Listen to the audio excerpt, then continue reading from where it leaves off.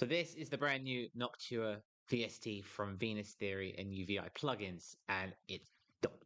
It's based on cinematic scoring, so it's for ambience, it's for cinematic work, it's for dramaticism, and it's wonderful in that regard. So we're going to go through it.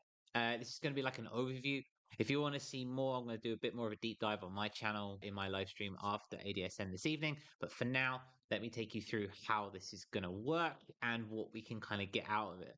So, first off, there's a ton of presets. Straight out the box, you can do whatever you need and whatever you want. You can hit play and you're dope.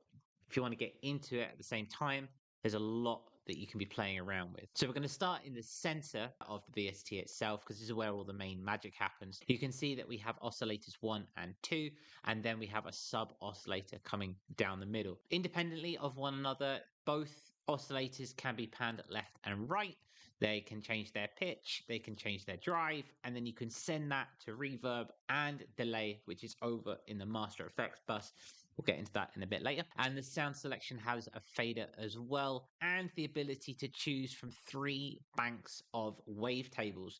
We have analog, which is the favorite hardware from Venus Theory himself. We have the EMF, which is like experimental EMF sound recordings. And we have an FX box, which is a group of sounds which Venus Theory has created and then affected and granularized and made all kind of wishy-washy and weird.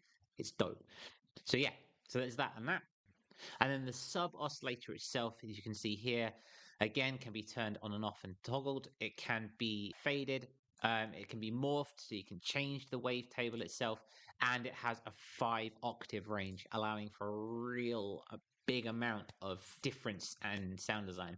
There's also an FM synthesis here as well. So that's the center. Moving across to the side, we have filter, tremolo, and amplitude.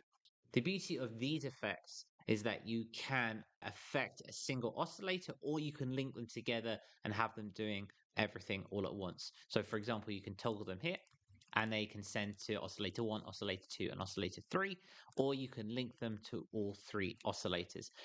Within the filter itself, you can change the frequency. You've got your ADSR, your lovely envelopes. We always need that. You've got your envelope, you've got your resonance, and you've also got your high pass and low pass and band pass filter all in one here. Coming across the tremolo, same thing as well. You can change the mix, you've got the rate, you've got the shape, and you can sync it to tempo should you need to. Again, that can be affecting either one oscillator, 2 oscillators, or all of the oscillators altogether. And the same for the amplitude itself, classic ADSR. And you can change how quickly the sounds come in to get some really interesting textures and stuff like that.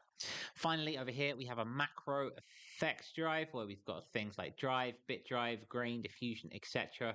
Very fun to play around with. You can change the amount that's there, and you can change how much it is in the mix. So we're going to play around with this a little bit, and we're going to see what kind of things that we can create with it. Like I said, it's very much a cinematic, soundscapey kind of VST, built for sound design and built for cinematic stuff. So let's see what we've got. This is just a Genesis, starting at the beginning, like all good books do. And we're just going to start and hear what we've got. Okay, so we've got something that's quite harsh. We've got something that's coming through quite roughly. I apologize for that. Maybe better down here. Very nice. Okay, so we've got a very quick attack. We've got a very quick delay. Let's turn that up a little bit. Quick delay, quick release. Sorry, that's what I meant to say. That's much smoother, yeah. So that's just playing around with that. I like that a little bit more. Cool. All right, so let's change around. So we've got these EMFs, but they're quite experimental. They're from electromagnetism. But let's take this down. Let's try lunar. Nice moon, and always cool. So there we go. Instantly, we've still got that warbliness, but obviously something's a lot smoother, something's a lot more warm. Really nice, really nice. Let's take it down. So this is plus. Oh yeah. I mean, adding that along with something like analog is beautiful in that side. Okay, so let's add the sub in here too. Let's take it right down. Instant. I don't know. Instant instant cinema as far as I'm concerned. Let's take it. Let's go and take this tremolo. Let's link this tremolo, put it all the way up in the mix. Let's sync it to my BPM, which is currently at 120.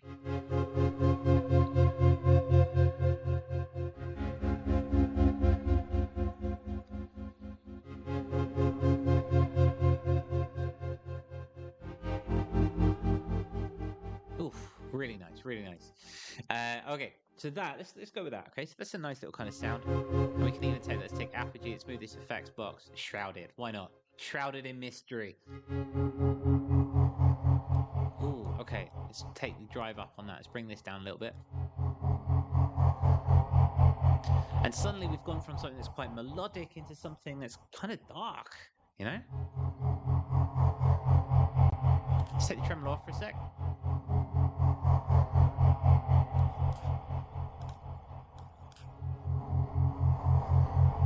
So now we've just got a tremolo and that pumping bass coming through.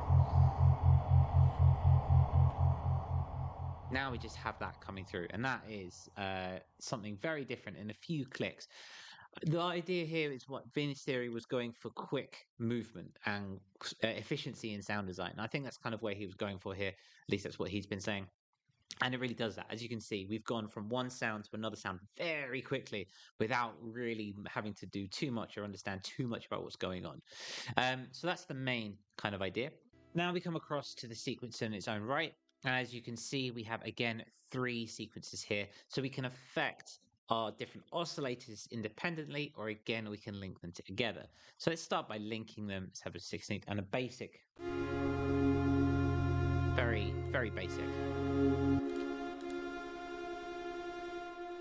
And you can see at the top that we have velocity and we have linking to create groove. Let's create them in.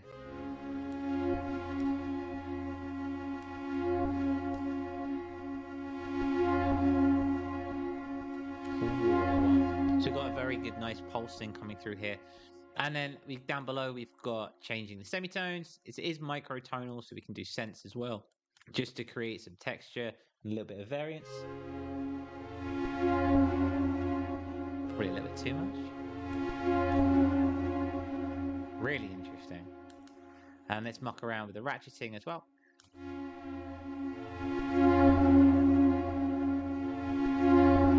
And obviously we've got probability. What arpeggiator is complete without chance, eh?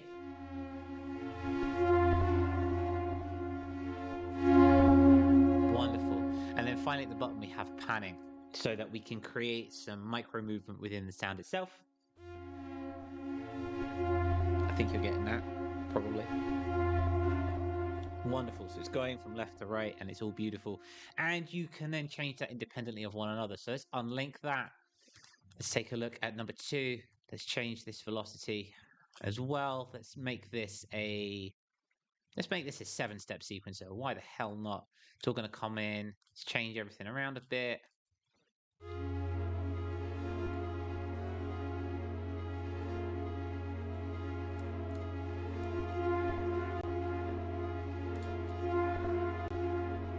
So you can see that instantly we've got from one texture to another. It's just got so much coming through here. It's wonderful, absolutely wonderful. Finally, across on the effects tab here, we have our reverb and delay sends from this tab that we saw earlier before, reverb and delay. So we can either toggle them on and off. Those are your normal toggles for that. And we have some master effects: drive, compression, EQ, and maximizer. Currently, they are all on, but obviously, again, you can take them off as and when you want. So yeah, it's a wonderful little thing. It's a wonderful little thing. I'll be playing more around with it on my YouTube channel after ADSN. If you want to check it out, we're going to go and make some weird, beautiful, dark ambience. For now, back to the show.